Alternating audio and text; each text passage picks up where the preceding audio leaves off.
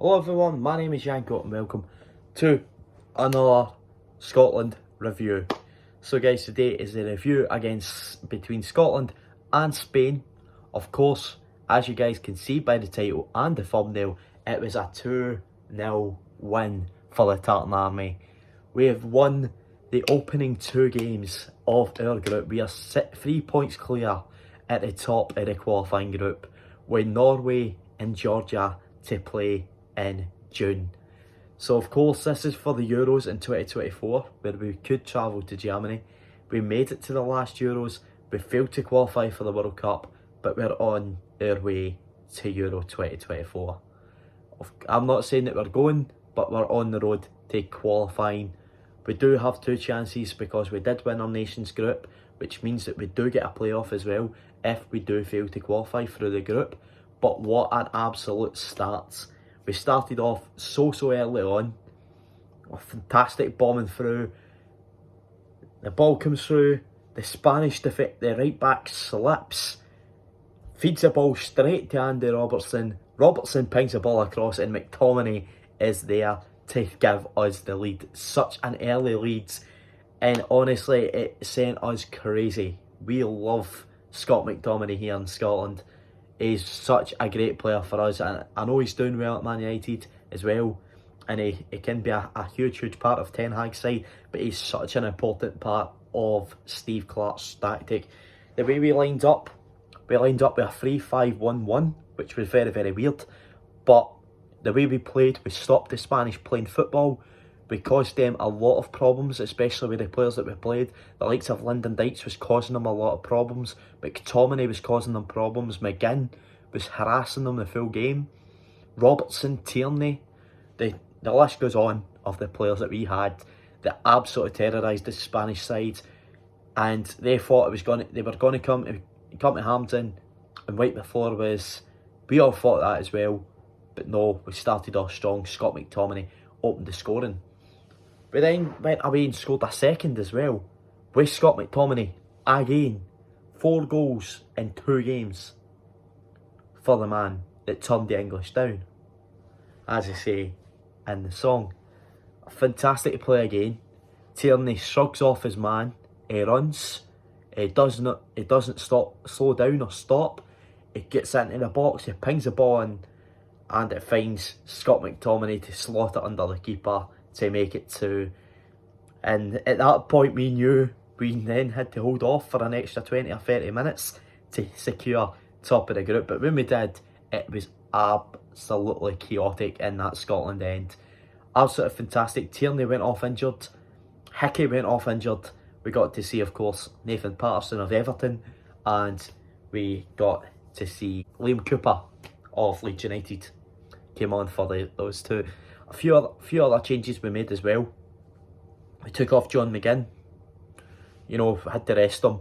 But the change in the midfield, like the midfield done perfectly. As I said against Cyprus, the midfield was absolutely perfect. We done everything well, and we did it again against Spain. You know, it's as if Steve Clarke knew what he was going to be up against. He knew it was going to be a physical aspect. I think he made the right choice in not playing Ryan Jack in the midfield, and instead playing McTominay in the midfield rather than defence. I think he made the right decision with the midfield 3, playing Christie in front of them as well. I think he made the decision right. We know that Ryan Jack likes to get in about it and likes to be aggressive, but I think in that sort of game it would have worked. It would have lost the head, probably would have got booked or sent off. You know, it's nothing bad on him. I like that physicality, I like that ability to just get in and get stuck right in. That's the Scottish way. We're a very physical national side. But, you know, that we had to make sure that we had the players on the park with great composure. But I think if Ryan Jack had played, and if many other players had played as well, you know, if Tierney played at left back and we played Hyam at centre back, some players would have walked into that squad and not looked out of place at all. You know, the likes of Dom Hyam could have easily have done it. You know, I think a few others as well. Ryan Porteous was absolutely sensational at the back. He was throwing himself at the attackers as well. Yet again, Grant Hanley is an absolute machine for Scotland. If only he was like that at club level, it would make such a big difference. Going for things, going for titles, going for anything at all. It's so important that we keep going the way we're going now. We'll be absolutely fantastic. I'm sure you guys, anybody that supports Scotland, is absolutely ecstatic right now after that result. It's been one of the biggest results that we've ever had, and we're a nation that's constantly looked down upon, and hopefully now people will take a look and see that we're not a pushover nation that everybody thinks that we are, that we're easy to beat. Hampden is a massive park, a 50,000 seater stadium, just over 50,000, and the Hampden Roar is incredible. I think getting into the game, we played well. We had a tactic set up by Steve Clarke, played it brilliantly, stuck to that exact schedule, that game plan, and we did not look out of shape against one of the best national teams in the world. You know, Spain did make a lot of changes. They did have a lot of great talent in that, such as Joselu up front, playing with Espanyol, having a blinder of the season. Rodri plays with Man City, Premier League winner. You know, a lot of them, but sensational. Kepa in goals, Kepa Arrizabalaga in goals as well. So, you know, there was once Dani Ceballos at Real Madrid playing in the team. Dani Carvajal came on, Nico Williams came on.